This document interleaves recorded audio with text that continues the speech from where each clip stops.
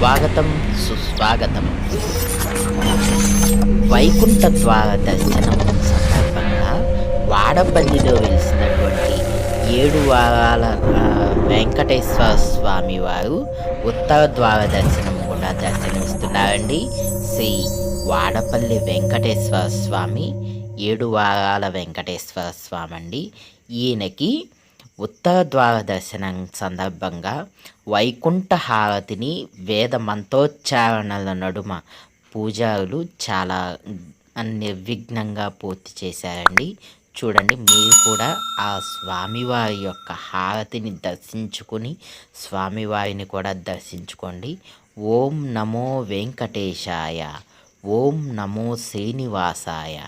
వాడపల్లి శ్రీ వెంకటేశ్వర స్వామి వారికి జై.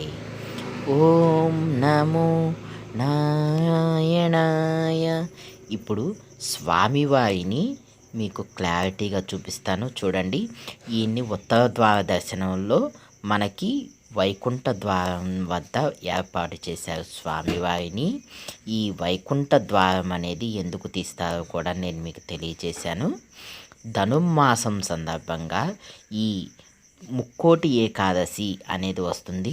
ముక్కోటి దేవతలు కూడా ఆ రోజున స్వామివారు ఉన్నటువంటి ఉత్తర ద్వారం గుండా స్వామివారిని దర్శించుకుంటారు.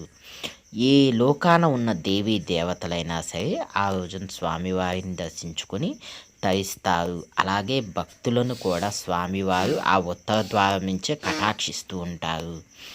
ఓం నమో నారాయణాయ, ఓం నమో శ్రీనివాసాయ, ఓం నమో నారాయణాయ.